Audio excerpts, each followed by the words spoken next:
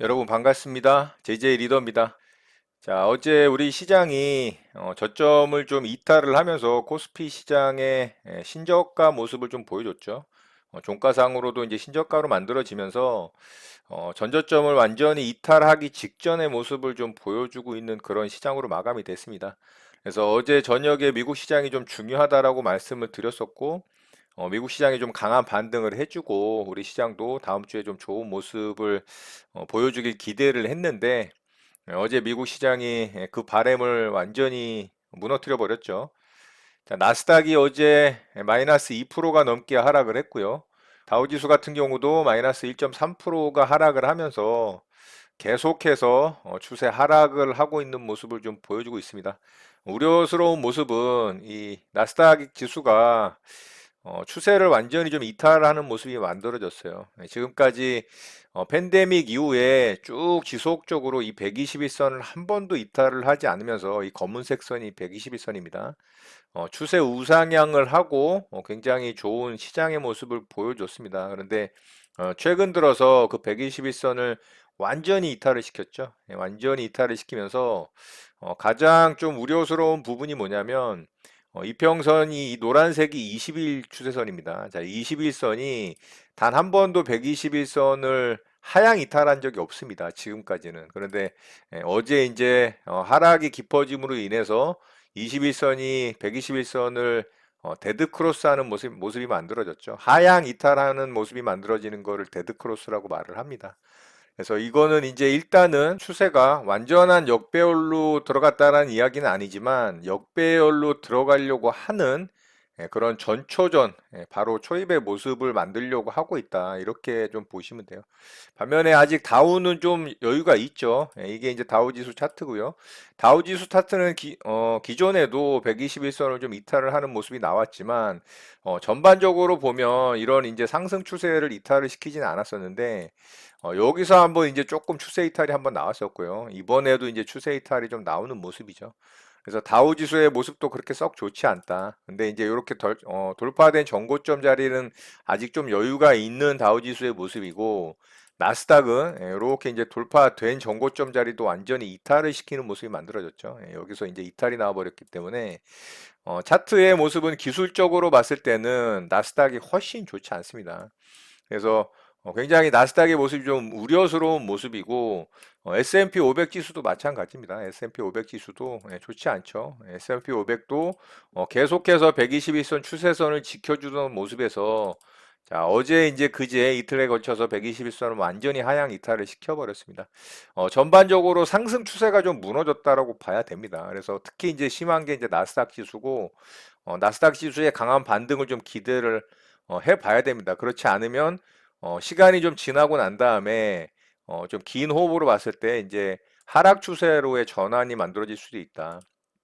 자, 지금의 모습을 봤을 때 요렇게 이제 오른쪽 어깨가 높아지는 쌍봉이 만들어졌죠. 그런데 이거를 조금 더 이제 뒤로 길게 좀 나중에 만들어질 차트의 모습을 예상을 해본다면 지금 뭐 하향 이탈을 했습니다만 이런 식으로 이제 또 반등 구간이 만들어지겠죠. 반등 구간이 만들어졌을 때 이런 자리를 돌파를 하질 못하고 이렇게 꺾이게 되면 요렇게 이제 헤드앤숄더의 모양이 만들어지는 거예요. 그러면서 이제 전형적인 상투의 모습이 완성이 되는 거죠. 그랬을 때 이제 이런 저점 라인 이런 부분을 이제 넥라인이라 그럽니다. 넥라인을 이렇게 이탈을 시켜버리고 아래쪽으로 빠지게 되면 그때부터는 이제 이렇게 하락 N자로 하락 추세로의 전환이 만들어지는 거죠.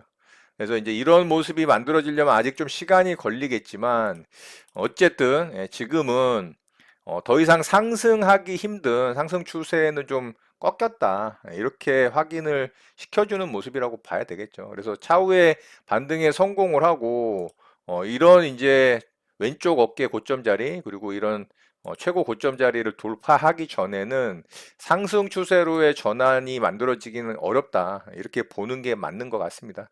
자, 어쨌든 나스닥 지수가 굉장히 크게 급락을 했기 때문에 다음 주에 우리 시장의 모습도 조금 우려가 됩니다. 자, 그리고 나스닥 종목들의 움직임도 진짜 안 좋았죠. 특히 이 넷플릭스가 진짜 미친 하락을 보여줬습니다. 마이너스 21.7%가 하락을 했어요. 개파락으로 시작을 해서 진짜 그동안 상승을 이어오던 모습을 단 하루 만에 어마어마하게 이제 급락을 시켜버렸죠. 이 고점에서부터 보자면 이거 진짜 엄청납니다. 자, 43%가 하락을 했네요. 불과 한 달 정도 걸린 것 같아요. 한 달 조금 넘게 걸렸나 본데, 나스닥의 종목들의 모습도 이런 모습을 보여준다. 넷플릭스 같은 경우는 신규 가입자 증가세가 둔화됐다라는 이슈가 만들어지면서 이렇게 급락을 좀 시켜버렸고요. 아마존, 테슬라 같은 경우 한 5%씩 빠졌죠. 그리고 메타 플랫폼스나 기타 여러 빅테크주들도 힘없이 하락하는 모습을 보여줬기 때문에 나스닥이 이렇게 큰 하락을 줬다라는 건 우리 시장도 다음 주에 좀 충격을 받을 가능성이 있습니다. 그래서 계속적으로 말씀드렸지만 우리 시장은 진짜 철저하게 보수적인 관점으로 좀 봐야 된다. 예, 그 부분을 꼭 염두에 두셨으면 좋겠고요. 자, 오늘은 이런 시장임에도 불구하고 다음 주에 우리 시장이 좀 깊은 하락을 줄지언정 이런 상황에서도 어떤 대응을 했을 때 내가 수익을 낼 수 있느냐에 대한 부분을 고민을 해야 됩니다. 왜냐하면 시장이라는 건 상승만 있을 수도 없는 것이고 하락만 있을 수도 없습니다. 각 상황에서도 내가 수익을 낼 수 있는 방법을 추구를 하면서 어쨌든 어려운 시장이든 좋은 시장이든 수익을 내려고 하는 방법을 찾아내야 된다라는 거죠. 제가 일전에 여러분들과 공유드렸던 영상의 내용 중에 하락장 매매 방법에 대해서 이제 두 가지 영상을 좀 공유했던 적이 있어요. 하락장 매매 오리지널이라는 영상을 통해서 내용을 좀 공유를 했었는데, 자, 지금 구간에서 또 우량주 엔벨로프 매매에 해당되는 종목들이 있는지 좀 살펴봐야 됩니다. 특히나 시총이 큰 우량주들 같은 경우는 엔벨로프 하단선에 닿았을 경우 시간을 좀 긴 호흡으로 홀딩을 했을 때 좋은 수익을 거두는 경우들이 굉장히 많습니다. 그리고 승률이 거의 90% 이상 정도 되기 때문에 그런 종목들이 있는지 좀 찾아보면 시장이 좀 더 하락을 하더라도 그런 기준에 부합하는 종목들을 찾아내고 대응을 했을 때 또 어려운 장에서 나는 수익을 낼 수 있는 가능성이 생기는 겁니다. 그래서 그런 종목들 한번 살펴보는 시간을 좀 가져보도록 하겠습니다. 자, 최근에 굉장히 힘든 종목들이죠. 이 카카오 관련 그룹주들인데 카카오페이 같은 경우 한번 좀 볼까요? 자, 카카오페이 같은 경우 신규 상장 이후에 이렇게 이제 상승을 줬다가 아래쪽으로 빠졌는데 신고점을 이제 경신을 하면서 고점을 경신을 하면서 좋은 모습을 보였다가 이렇게 꺾여 버렸죠. 대주주 물량 매도 사건도 있고 또 카카오에 대한 정부 규제 사건도 발생을 하면서 이 카카오 그룹주들이 큰 폭으로 좀 하락을 하는 모습들을 보여줬죠. 카카오를 비롯해서. 자, 카카오페이 같은 경우가 이 우량주 엔벨로프 하단선, 이런 기준에 부합하는 모습을 좀 보여줬고요. 자, 여기 하단선에 완벽하게 터치는 하지 않았지만, 만약에 요거 이런 자리에서 매수 대응을 했다면 이틀 만에 상승률이 진짜 괜찮았죠. 19.36%가 상승이 나오면서 엔벨로프 매매로 대응을 했다면 또 좋은 결과가 있었을 수 있습니다. 자, 이 우량주 엔벨로프 매매 방법은 이 점선이 엔벨로프 하단선이고요. 이거는 기본은 이렇게 세팅이 안 돼 있습니다. 자, 기본은 어떻게 세팅이 돼 있냐면 마우스 우측 클릭을 하면은 지표 추가라는 요 란이 있고요. 지표 추가해서 가격 지표를 누르게 되면 엔벨로프라는 요 보조 지표를 설정하는 지표를 이렇게 띄울 수가 있어요. 지금은 이제 요 녹색 하나만 뜨는데 요거를 이제 더블 클릭을 하면 이렇게 상한선, 중심선, 하한선으로 이렇게 표시가 될 수가 있고요. 요걸 이제 전부 다 표시를 하고서 살펴보면 요렇게 이제 세팅이 됩니다. 요게 이제 맨 위에가 상한선이고요. 가운데가 중심선, 그리고 요 초록색이 하한선인데 저는 이거를 바꿨습니다. 이렇게 이제 상한선, 중심선은 없애고 하한선을 이렇게 이제 이 하한율, 여기 하한율이라고 표시되어 있죠. 요걸 20으로 바꾸는 겁니다. 그리고 요것도 다 20으로 바꾸면 돼요. 이거는 뭐 증권사마다 좀 차이는 있을지 몰라도 세팅은 어쨌든 하한율 20%라는 거 요거 하나만 본다라고 보시면 돼요. 하한선 이렇게 V 체크 하나만 체크를 하시고 설정을 확인을 누르시면은 이렇게 뜹니다. 이거는 제가 이제 일단은 기본적인 거 보여드린 거고 저는 이제 그렇게 설정을 했을 때 요게 이제 점선 요 검은색 점선으로 표시가 되는 거고요. 자, 요거를 제가 좀 두껍게 표시를 해볼게요. 보기 편하게. 자, 이렇게 이제 검은색 선이 엔벨로프 하한선, 하한율 20으로 설정한 거라고 보시면 돼요. 그래서 여기까지 우량한 종목들이 떨어졌을 때 매수를 한다라는 기준입니다. 그래서 우량주의 기준은 어떻게 되느냐? 시총으로 보시면 되는데요. 시총이 최저는 1조 이상이어야 됩니다. 1조 이상. 물론 더 시총이 크면 클수록 좋아요. 훨씬 더 승률이 올라갑니다. 최소가 1조고 보통 한 1.5조에서 2조 이상이면 좋고요. 3조 이상인 종목에서 엔벨로프 하단선에 닿는 경우는 진짜 수익 잘 납니다. 그렇게 참고하시면 좀 좋을 것 같고 제가 코스피 시총 상위 종목 100위권 안에 드는 종목과 코스닥 시총 상위 100위권 안에 드는 종목들을 좀 검색을 해봤습니다. 그래서 찾아낸 종목들을 좀 여러분들과 한번 보도록 할게요. 카카오뱅크 같은 경우도 요즘에 최근에 굉장히 안 좋았죠. 자, 카카오뱅크 같은 경우도 최근에 엔벨로프 하단선에 닿았죠. 닿았습니다. 여기서도 한번 닿았었네요. 근데 신규 상장 이후에 이런 데이터가 얼마 쌓이지 않는 구간에서는 사실 조금 확률이 떨어질 수 있습니다. 그렇지만 여기서도 반등이 잘 나왔죠. 자, 여기서도 만약에 이 엔벨로프 하단선 만들어지는 구간에서 매수를 했다면 단기에 11% 정도의 반등 구간이 나왔기 때문에 이 매매를 대응을 할 때는 보통 한 7%에서 10%권 수익권에서는 일단은 수익을 챙기는 게 기본적인 방법이기 때문에 뭐 분할로 대응을 해서 수익을 챙기든 아니면 전량 매도해서 수익을 챙기든 그거는 본인의 욕심에 따라 달라질 수 있는 부분이기 때문에 기본적으로는 7% 이상권에서는 수익을 챙기신다라고 보시면 돼요. 그래서 지금 카카오뱅크 같은 경우도 여러 악재에 의해서 하락을 좀 깊게 줬지만 어떤 기업의 펀더멘탈 자체는 훼손이 된 건 아닙니다. 단기 좀 악재성이 있죠. 이 카카오 그룹 내에 어떤 비도덕적인 행동에 대한 부분, 이 대주주의 물량 매도에 대한 부분들, 그리고 정부 규제에 대한 부분들 때문에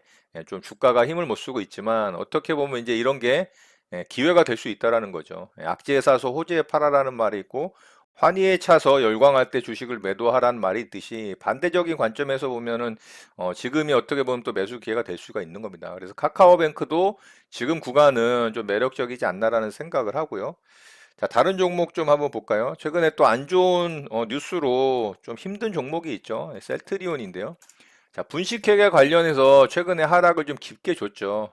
그런데 셀트리온 같은 경우도 여기서 한 차례 좀 დას었던 적이 있네요. 자, 여기서 만약에 매수가 됐다면은 요것도 이렇게 이제 수익 구간 발생을 했죠. 짧게는 6% 정도 여기 반등 구간이 있지만 뒤쪽에서 크게 한번 슈팅이 나왔습니다. 그래서 여기까지가 한 18% 정도 상승률이 발생을 했기 때문에 셀트리온 악재에 의해서 급락을 했지만 어쨌든 뭐 기준대로 매매를 했다면 여기서는 수익이 발생을 했었겠죠. 그리고 최근에 아직 닿지는 않았습니다.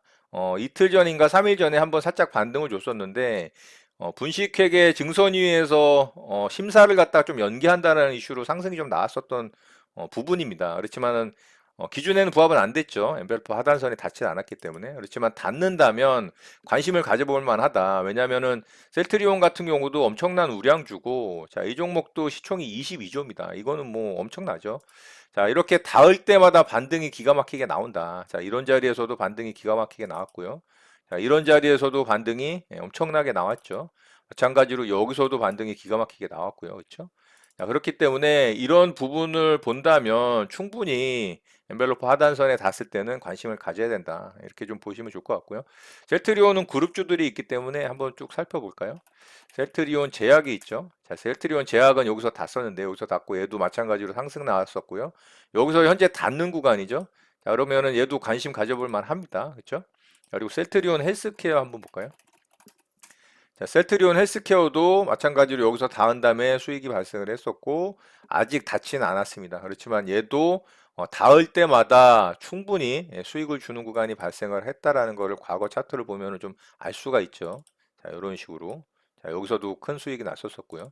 자, 그러면은 지금 셀트리온 관련 그룹주들의 모습은 충분히 관심을 가져볼 만하다. 이렇게 볼 수가 있을 것 같습니다. 자, 다른 종목 좀 보도록 할까요? 그리고 크래프톤 같은 경우도 상장 이후에 이렇게 이제 박스권 고점 자리를 돌파를 하면서 좋은 모습을 보였다가 시장과 함께 급락을 줬죠. 자, 그리고 개별적인 악재도 좀 있었어요. 이 신작 실적 부진 전망 이슈가 좀 나오면서 관련해서 또 같이 이제 악재로 작용을 하면서 급락을 했죠. 자, 여기서 일단은 한번 닿았었죠. 여기서 닿았었는데 반등을 주질 못하고 현재 조금 더 하락을 한 모습입니다. 보통 이렇게 이제 하락을 줄 때 뭐 한 마이너스 10% 정도에서 분할 매수 관점으로 접근을 한다면 좋은 결과를 얻을 수 있는 경우들이 많습니다. 그런데 크래프톤 같은 경우도 기업의 어떤 펀더멘탈이 훼손이 된 건 아니에요. 올해 실적도 좋게 나올 것으로 예상이 되고 있고, 그래서 메타버스 관련한 NFT 관련한 인터넷 게임 관련주들의 급락과 더불어 또 신작 출시에 대한 실적이 조금 안 좋을 것이다라는 이슈가 겹치면서 좀 하락이 나온 부분이라 기업 가치의 훼손적인 부분의 악재는 아니라는 거죠. 그렇다면은 어느 순간 시장이 좀 돌아서고 메타버스 NFT 관련한 이슈가 다시 발생을 하고 관련주들이 반등에 성공을 한다면 이 종목 또한 반등할 수 있는 가능성은 충분히 있지 않나라는 생각을 합니다. 그래서 이 종목도 관심권에 좀 넣어놓고 지켜보면 좋은 결과가 있지 않을까 생각을 하고요. 또 관련주들 있죠. 예, 위직 스튜디오, 뭐 위메이드, 자이언트 스텝 같은 경우들인데 자이언트 스텝 한번 볼게요. 자, 자이언트 스텝 같은 경우도 여기서 닿았죠. 근데 자이언트 스텝도 신규 상장한 지 얼마 안 됐습니다. 그래서 신규 상장한 지 그렇게 긴 시간은 아니지만 이제 첫 번째로 엔벨로프 하단선이 좀 닿았죠. 이렇게 이제 쌍봉을 만들고 떨어진 부분이고 조금 전에 말씀드렸던 메타버스 NFT 인터넷 게임 관련주들의 성장주들의 급락 이슈로 이제 같이 좀 빠졌고 나스닥이 이제 같이 빠지니까 빠진 부분이 있겠죠. 하지만 여기서 이제 처음 닿았고 조금 더 하락을 했지만 살짝 반등을 주려고 하는 모습이죠. 예, 그런 측면에서 봤을 때 자이언트 스택 같은 경우도 시총이 1조가 넘는 회사이기 때문에 일단은 관심 있게 보면 좋을 종목이라고 좀 생각이 되고요. 위메이드 같은 경우 한번 볼까요?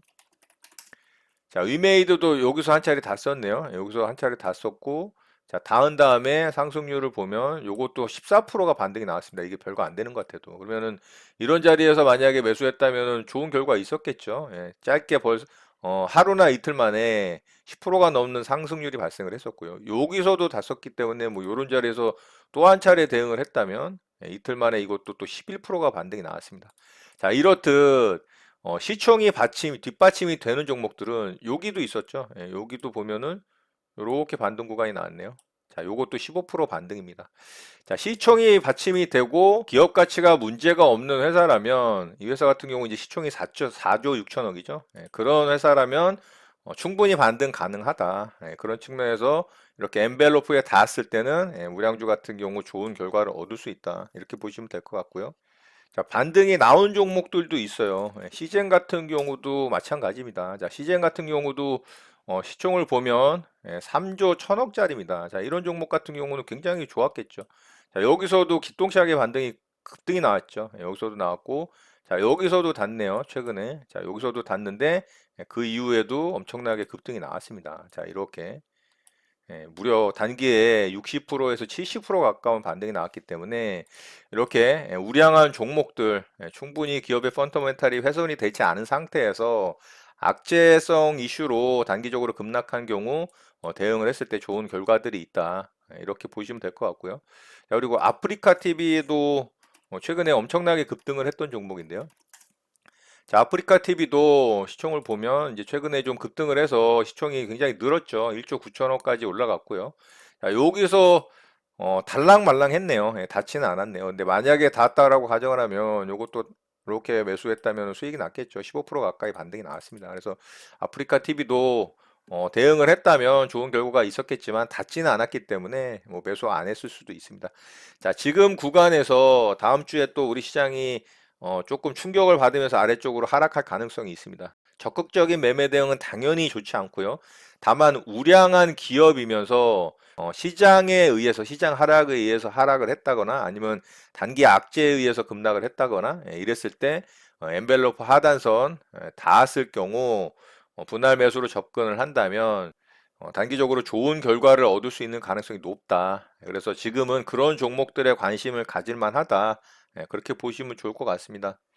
자, HDC 현대산업개발 같은 경우는 이야기가 좀 다릅니다. 자, 이 종목 같은 경우는 엔벨로프 하단선에 닿았죠. 그런데 이 종목은 기업 가치가 훼손이 될 만한 사건이 발생을 했잖아요. 펀더멘탈 자체가 흔들릴 수 있는 중대 사고가 터졌기 때문에 이런 경우는 당연히 매수하면 안 되겠죠. 이 종목 같은 경우는 건물 붕괴 사건으로 인해서 인명사고까지 발생을 했고 이 회사에 대해서 정부에서 전격적으로 조사를 하겠다. 그리고 1년에 걸쳐서 그리고 거기다 8개월에 걸쳐서 더해져서 1년 8개월 정도의 영업정지가 내려질 수도 있는 그런 상황이 발생을 했기 때문에 이런 경우는 이야기가 다른 겁니다. 단발적인 악재거리나 시장에 의한 급락으로 인해서 동반 하락했을 경우에 해당하는 방법이지 이 기업의 어떤 존폐위기가 걸리거나 진짜 막대한 충격을 줄 수 있는 그런 상황이라면 이야기가 달라지는 거죠. 이해되시죠? 그래서 HDC 산업개발 같은 경우도 이런 경우에도 반등이 나왔고요. 이런 경우도 반등이 나왔습니다. 이렇게 반등이 나왔는데 지금은 이야기가 다르다는 거죠.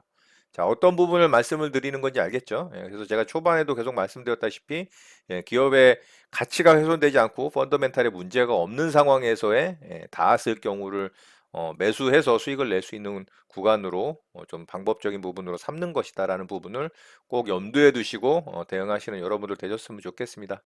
자, 오늘 내용은 이것으로 마치도록 하겠습니다. 오늘 내용 또한 많은 도움 되시길 바라고요. 주말간 잘 쉬시고 다음 주 대응 잘 하셔서 또 많은 수익 내시는 여러분들 되셨으면 좋겠습니다. 여러분의 구독과 좋아요는 언제나 영상 제작에 큰 힘이 됩니다. 감사합니다. JJ 리더였습니다.